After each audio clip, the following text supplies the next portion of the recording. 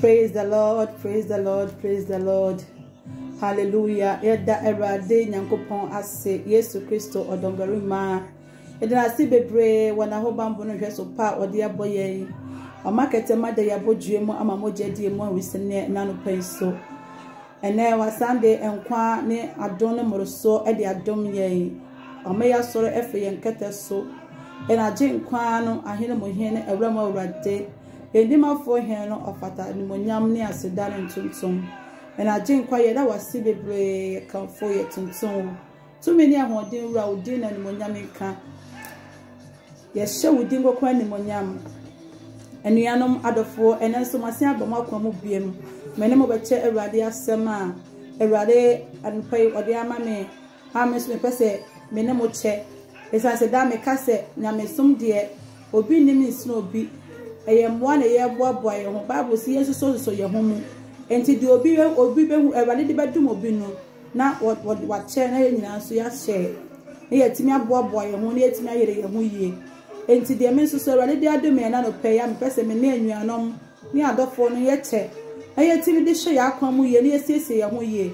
Na ye bo abrabo e fata na ye timi akokopie na je nkwa Yesu Kristo nchen. Ma ye mendie ma sire Ewrade so hu mi mobo no moa me. Na ebi Ewrade asem ye ebe nsusu no. Ewrade beka wakoma. Na wonso wodie wo ma utosi no wo mu no wafa. Na wasiesie na si ukra yie. Ewrade nhyira wo no ntina ne mu nkyira wo. Emra wo betie Ewrade Nyankopon asem. Ene Ewrade asem pese me ne yesua a me pese me ne adwendwena woni se. Hye odokro aye na Ewrade Yesu Kristo ode adoyen. Odokro a agenkwan ode adoyen. Ahomobra ode ehu yen. Wadonyen bi wa ma yasebi. Yankase ebedi ehu adanse se na nka enye.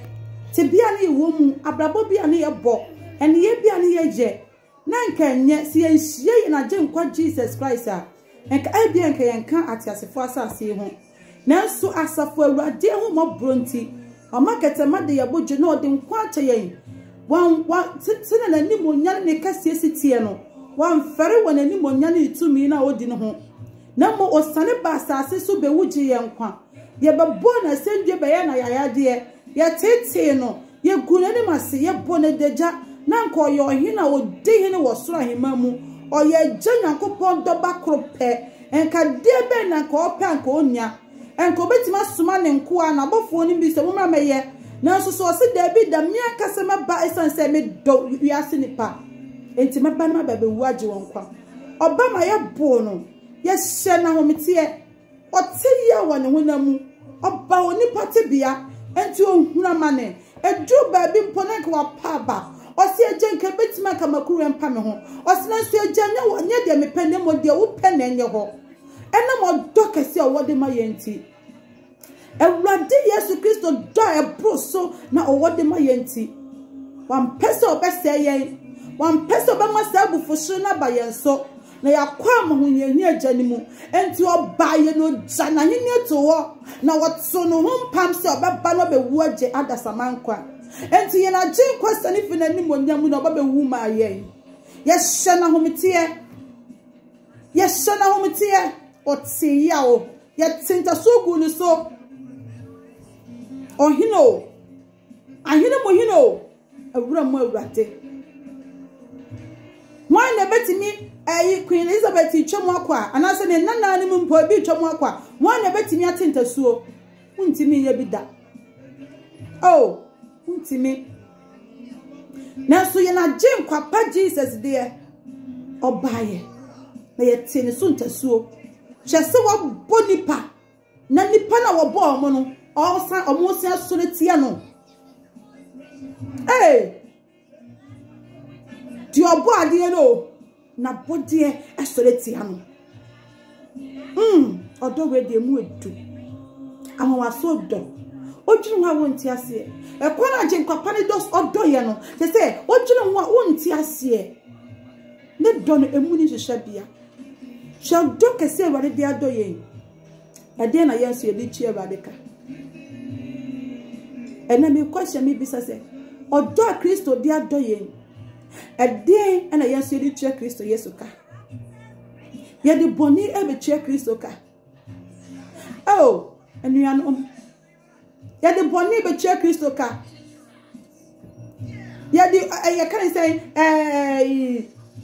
ya kan say can say ya can be say boni aye che Kristo ka enti de Kristo ayama ye boni aye ene ye di che ne ka na Kristo on pese ye ba yira no ope se ye nya nkwaje no ye pese ye di boni aye che Kristo ka de Kristo ayama ye no ye ni nje ho boni aye mo na se ye di che Kristo boni aye pa na se ye di che Kristo hwe se owo kase bi da yanim na owo ne ya hometie na ye owu a enye che se owu a obewu je se wo wu na wakoda adwuru ho ba bi ana se wo wu nti wonim hye biem owu ni pa ekoso for never and never o se da bi me sanu abode me ma mu nyira ti me akoje wo mu nkwa na Kristo ba be wuchi ye nkwa na adoye kase papa ya yeye yesu ye di bonya ye echi ya papa yika aya honte se na ya areho sem aya areho sem ye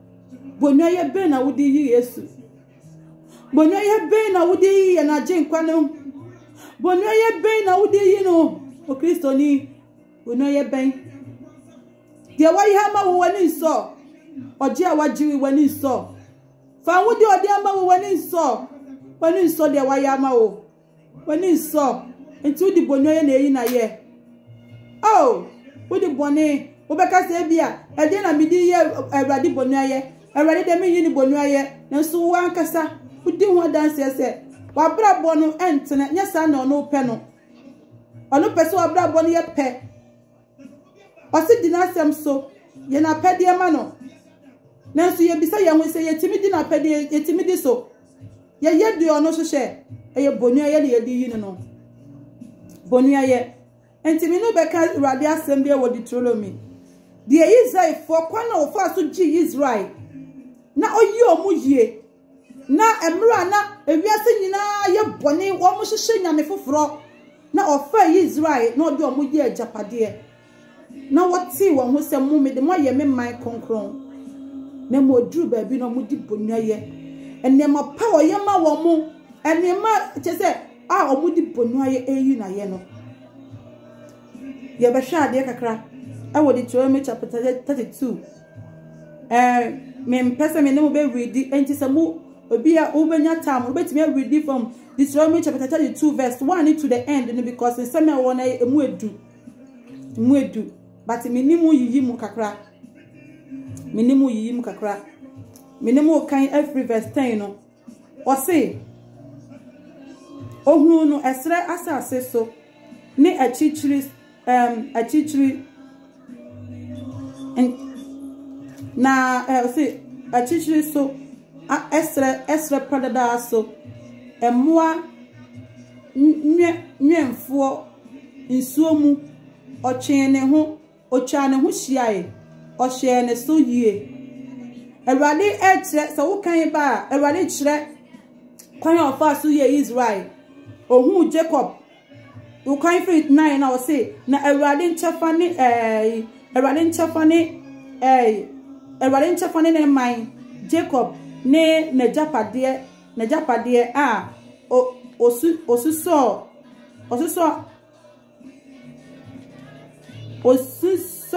ema no enti Awurade kire kwan ofa so ye Jacob na ofa omo na okra omo na ohye Jacob emna ohye no ema no nko anam na ohun ni mobo na woje no Israel for emna mo film Misrim eba ahoyenya mo na mo Awurade bo omo ji omo Awurade yi omo from ahoyenya fo nsem Awurade ji omo ti Awurade kire ene pa ode aye omo a omo di bonya ye etwa ne ka enti unya time obetimi awudi ni nyina but me yimu o say okra no say nani wakotura wisi said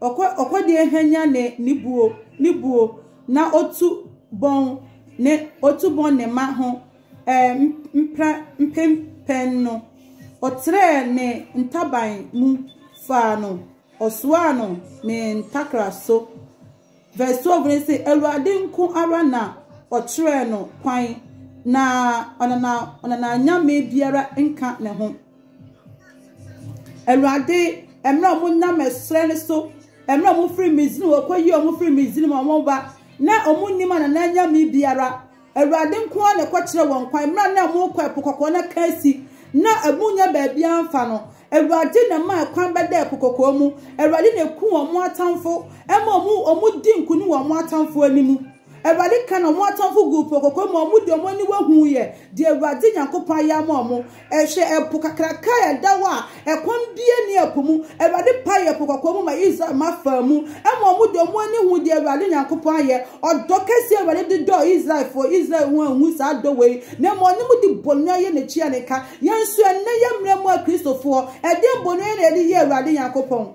odo Awurade ma ye nkwagye na nka ye ni nkwagye biara enka ye ni chafa biara kwa Israel for ma ho ye ni chafa biara wa Awurade Yesu Kristo ani monyamu enka ye ni hwasofo biara na so Kristo hye yanso wo yara wasaw yade woni sika wa bie kwan ama wo kwan ofoso ye nsenchani mo wa deni die osiso ma wo de obedi o ma de panchen na so dan nyina lo ya genkwan provide ma wunya de wo bedi ma wunya de wo hye ma wunya ba bi di wutitu a edem bi na Awurade Yakob onye ma wo eden enkwa obi da hospital ya de ye hye ni hwinemu mita bone hwine ho na wondie ode nkwana ma wo free wonje usika wonje uhye sani pana oda hospital na ya de ayesi ni ehwine so a enframa na ohome no wonim sika no bi o chia wode ode ache ye kwa ye nchie sika ye nchie taku ye nchie dama na sunu nyina mu ye di bonwa ye echia Kristo ka ye di bonwa ye echia Kristo ka sa wode bi obeka se owu amadia wa mewu anje won kwa home no so wo home ne onye hwema wo mpa home na wo home ne home no a wo home no ayo owura bidia sa owura yi na waye ya doye kase sa owura yi na wadoma bo yen sa owura na waye yen sei enti sa wu kan ba o ka de wo wase hye Israel for the one was hye ye Kristo for the one wa yen the power de ama yen chese nkwaje wo de age yen fa hudi wo de ama yen ayale sa wo de asa yen okeka ni nyinara enti verse 15 no say na yes fun edini de mo fancheme o say odori sade na otutu nankoti na o say wa dori sade eye kese wumu ayedu Awurade describe de oye mo de waye yen Kristofo waye ama ye ho ye fe waje yen nanka ye ho bon nanka ye ni da so wa ma ye ho ye fe ye mo ye duni ya fonfon ye nya duani poni Kristo aye ya ma ye kese enti o hye oka nyema kese a waye ama Israel ma nya mo di bonye ye twa ne ka o se mumo ye du na wajai Onyankopon a oyo no na wabu ne nkwaje botan no kuma ye woni pa bebere wo a nkwaje botan na ye Jesus no ye bu ne kuma ye bu ne sa de ketua bi ye bu ne se ontimi ngiyen enti ye yire ye honi aye adwuma ne de apeye nkwaje ye yire ye honi aye adwuma ne nya sika de akomo difo trufo bi mana bompa ye mayen ye yire ye honi aye adwuma na ye de akomo sofo bi mana ma ye e kan se nsuo ne anointing oil esanse yenji obotan Kristo no ye obotan no yenji ni so wotumi so betimi age yen yenji ni se ye de ye wu nyina ma na ye de akwa nya hye ne sa obetimi abo ye ho ban yenji ni enti ye ba ye adwuma woni apeska ne de akomo di foto for se onje mo ye ho ban ye ba ye adwuma ne apeska ne de akokoma asofo atrofo se metra ma adwuma momu metra me boni mu wo de jiska na bo me ho pa ye na bo me ho ban yenji Kristo ni obotan na oboye no de o ma ye nkwa de o pe ya asem nti obewuje ye nkwa no ye bunu kuma bi yɛmfa ne nyɛ hwee ne nsɛm no yɛmfa ne nyɛ hwee yɛmmu ne nsɛm no ɛsan sɛ yɛayɛ ne ketewa bi wɔ yɛni so yɛnim sɛ wɔtumi sɛ obɛtumi agye yɛn nkwa nanso wote a wote ase nyina yɛ saa obotan Yesu ya enkwagye a wɔnyɛ nyina yɛ obotan Yesu ya ne dɔne na homabro yi nti na wote ase na dɔ yɛ 2020 ana woda so te ase nanso wabu ne ketewa bi wabu na de ketekete wabu ne kuma wabu sɛ fa so bi ani ne so ontimi njewo enti odifo torofo no osofo torofo no ɔno na wabu no wogine disene wo Yesu Kristo because on cannot cross them in Chilunti. What do want to not trust them so? What do want to the not dash them so? And also control. And to no more now do rap shemu than what Jim quite Jesus done out the door. What bunicatua? Who free so to me, Joe? And to penny not doing actually quite. One pair of donna. I didn't what this I was say. I didn't quite a Christo dummy say. Samio de Bonania me who born a coming with your time. Now Christo Timmy John and him near two or not to one pam say. Or Baba watch him in quad there. And dear what France I say I didn't tell my pay dummy say. What be here? What be so home? Why don't you home? And to open a seneca to a be one fana selling yet Juma. What to not send out to a chine? What bunicatua? Ne modo rap was show deep factor for me. What do rap was show soft water for or dadao or count na dasem on to me my own crap. Usika no pedinti or that can that's much on Doko sem who be ye oh and I say what to a German grandma Christo be home about Joe. Yes, Christo be home about no just a free move. Men question to them. Now so deep water for back at yourself. What tell your mamma so or sit tomorrow balance obedi ye. On can't just say your mamma na Christo in shroud. On can't just say so your mamma na Christo on home about. On can't sanchro. On can't. And to back and look at so who say Nippon say even though or big or tell him or say so for vampire mammy any pan or me warame. No, so for so baba be your one day oh Jababa. Abraham was a nippana or yere nippana or kunu. As so baba paye, say you couldn't be jano, not by wareno. About payas and you know, I be free walk, no woman quashaho. So for the baba paye also so jitum. Ujitum. A chiwa dear bomb mine and a Christo for ye. A chiwa dear Christo down there doing you. Ne pa Christo I am my young. No more chiwa dear bomb mine and ye dear chile. A chiwa dear bomb mine and a Christo for ye dear chile. Christo yes to the Boshian answer. Said the Oti and Nano, San or T and Ra. Said the Naughty and Rado, San or T and Ne. And to that day, now your pet. So do Christo the other yen. And the pet Christo the other yen. On the sun finna dear Bella home. So be push the Christo ye cassia. Obebu so in a wuchi won kwa na so sorry for wufuomu. Na wonti o sorry. Na what tia jane so nifa so di mayana. Na be buni sa. Na why you read through or sofo na di foni mu.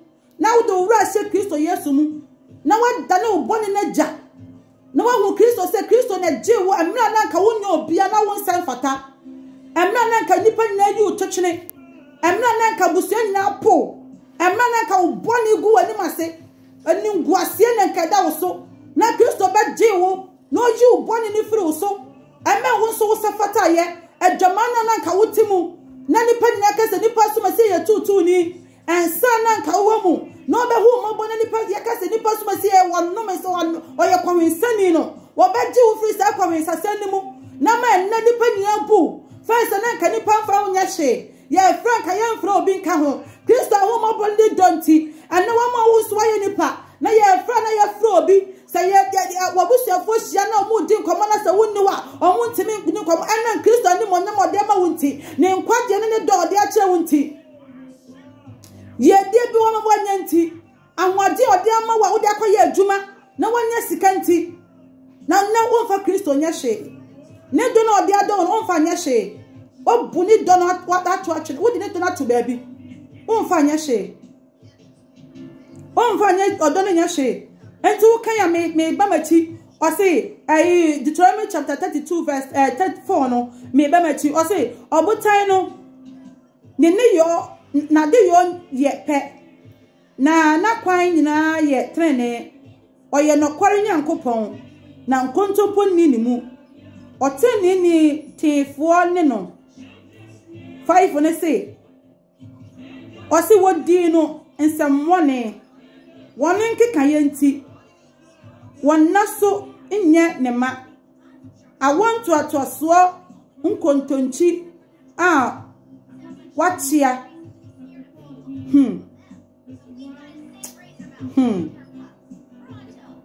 first na nka wo yojidi ni pa na nka wo tene first na obehu Kristo no na wabra boy kama pa na wo de bade asam so ena bisa ho se etisa watia febade ene mapa ho ebade sha se o shira wo no ebade sha se o de ne pema wo no wa ma de doni afede wa free ni doni mu kura ebade sha se o de ne pema wo no ma wo nkwane ahoden no wo yada ebade sha wo yade no afede wo se ebade kɔ memfa wo nya hwebiem what so ne do na de do what to atwene what buna nim tia wo se de wa ye kuma bia ma me se what do ho enti wo so fa awade nya hye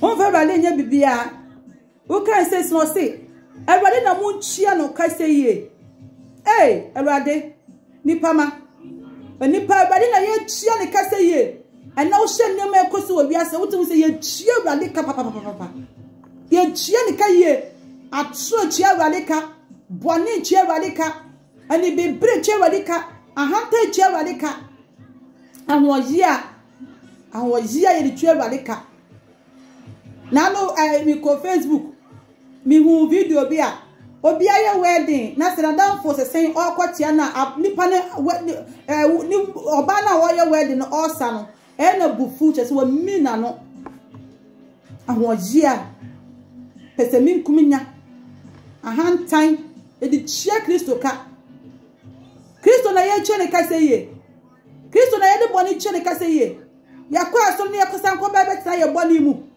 yakwa aso ne bani aba no mensa ya say nwan ye no madidi na ya no mensa ya say ye bitters nti wo dia shed bitters dido no mensa Kristo na ye chia ne ka se ye yakwa aso ne yakwa ba betra ye dwomambo mu ye wompena so ne yakwa asori ni ya to korasi ye to offering ye chia ntutu so dudu ma sofodi sofuru an kana kura ncha do wo sika na opedi untutu so dudu da wo chia so wan so fa ni wa dwomambo ni mu a untutu so dudu no emfa hwemraw anya untutu so dudu na de bo ho ba bia so ai so fa se ma wo esa so untutu so dudu na ho nte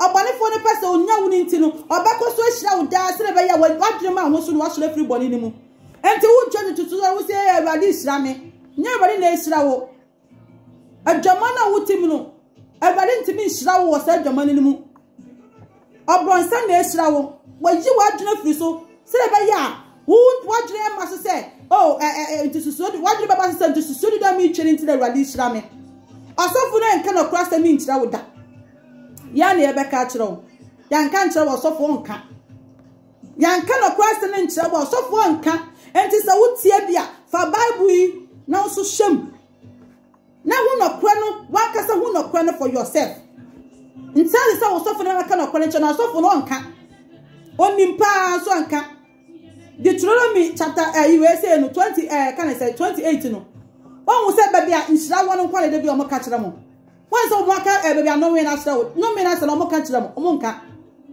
ọ̀ká no mi náà sẹ́ nkyẹ́ wájú bẹ́ẹ̀ bá àwọn sọ ohun ní sẹ́ wọ́n fa Bible ní wọ́n reading nti wọ́n nim nti ọba ká bẹ̀bí ẹ̀nhyẹ́ no wọ́n akyerẹ́ o ba no mi ní de ọ̀nka nanso no mi ní ọ̀sẹ̀ sẹ́ wọ́n tie náà sẹ́ wọ́n yọ a ẹ̀na mi di wei bẹ́ẹ̀ ma o ẹ̀dẹ̀ bẹ́ hyira wo mẹ́yẹ o sẹ́yì ọ̀sẹ̀ sẹ́ wọ́n tie di a ẹ̀dẹ̀ no mi wei bẹ́ẹ̀ bá o so ọ̀sẹ̀ no mi bẹ́ẹ̀ ká òfie no mi bẹ́ẹ̀ ká ọmọ ọ̀lẹ́kọ̀dọ̀ no mi bẹ́ẹ̀ ká wọn nkyɛnkyɛn ọ̀sẹ̀ no mi bẹ́ẹ̀ bá o so sẹ́ wọ́n tie a wantia na so wutie dia nsa sensa na woni omo mutie no omudi so no omo na sensa ye wo ma omo anya wa wuntie na wutie dwomamo na wutie tight wutie dwomamo na wo kwa asori wonno me nsa no kwa asori ebi mo pon no mensa se le be yo mbenya vim ade akọ asori asofo no kra pon no mensa kọ ade fo no mensa ento obegina puppet ne so no wa no mensa je se wa nya vim ento di atro no di atro no de kan se no jim sika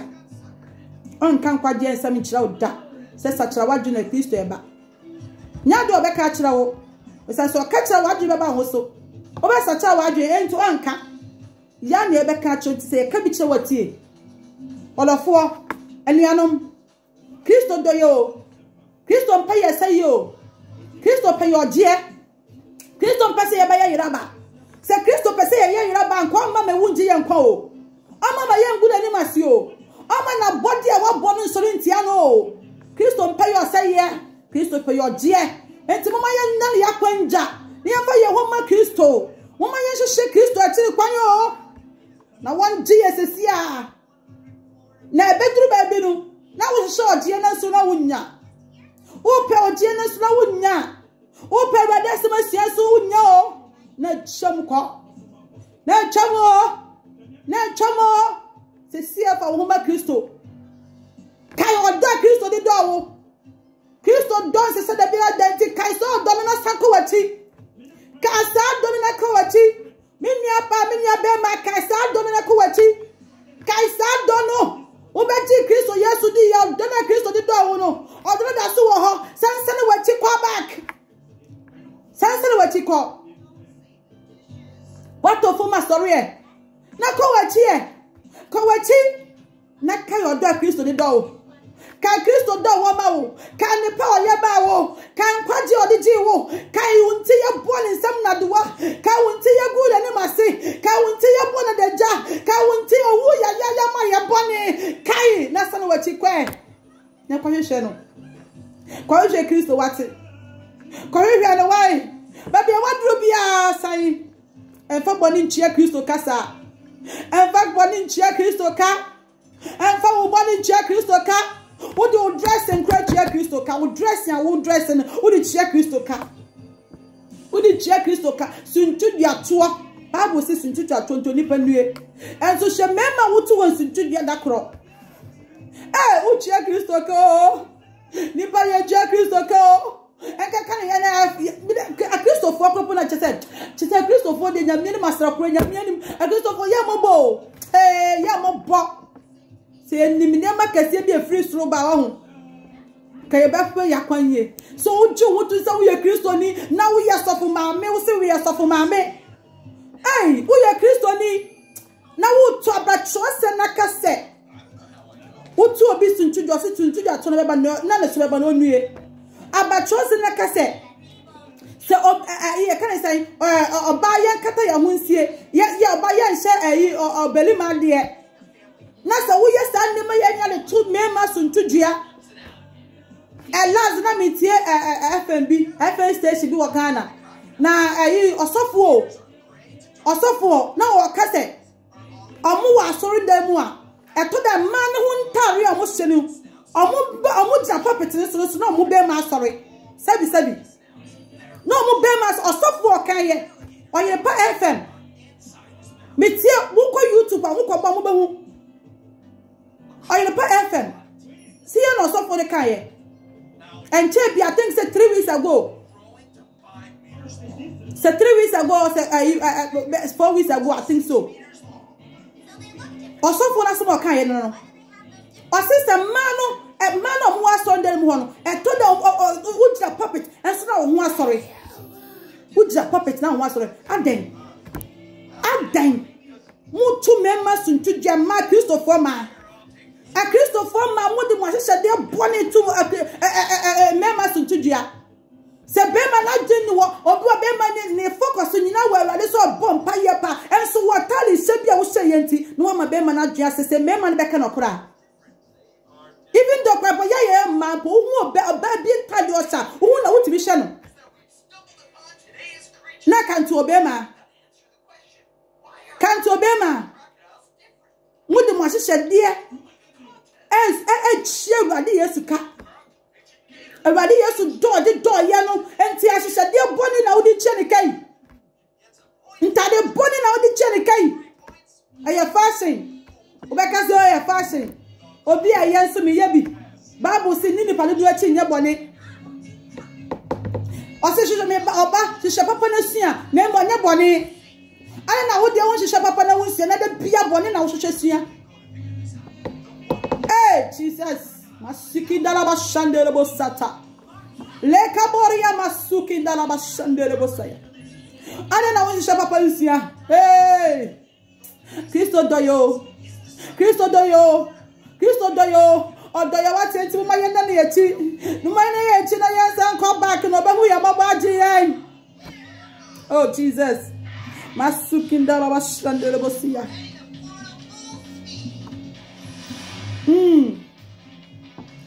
Masekendele bosaya ndala. Ose rode na mu chie ne kase ye. Amai Elwadi asem na akọ osema ya nyi bi mfrema ya fa bi nka wonti no minute bi ntu wontra ose o man kwase afo munni tre hey kabasuru ya ndere bosaya emposonta sa na mitrase na medwen wo se onipa se apa so because I don't know why say abone fo na chese we free ya niama to the sense ya hu bi oh God abone fo na fe ya nia because say ntipa ya she yan fo bon samne Kristo and to yan which say yan fo mu njira ni yan hye say yeti one no pay yan kwa abone fo no say Kristo man just a chance 1 second obeyu nkwa free wiase wonya nkwa ntrase odi ya de be bo na Kristo ho ba bonti e na onya awi o ana ntile bia nkoso ye adwuma ma bon sensei na nyakopo na ma won kwa na ajiwi. Oh Jesus, Master Kabori amashekendere. Oya kubona wachi yankwane de bani chiale kai. Oya kubona wawe mabama yankwane de bani chiale kai. Oya kubona ma yankwaje de bani chiale kai. Dio ma ya die de bani chiale kai. Dio ma ya nwade me de ya juma de bani chiale kai. Odofo, okwa juma ba de bia nti ufrisa wo ahwade ne ya miame dia. Wo sorry ya wudi ami kako ya tu visa wa wode de wa wuje nya wudi o Kristo huma brother do hey se wana wa wu ko no se wa san babiem ni ama 1 just seconds so mo san ma fa ba papa hey kwa mo dia ho keka ni amika so ana mo de be ye nya wa chance o Awurade adu wa mo ye sa chance ya da so wa nkwa ya wa home Odi ye den odi boni chi Awurade ka Awurade hu ye mobo Awurade hu ye mobo na mo ayen Awurade nya ya dum Kristo hu ye mobo Jesus Awurade hu ye mobo ara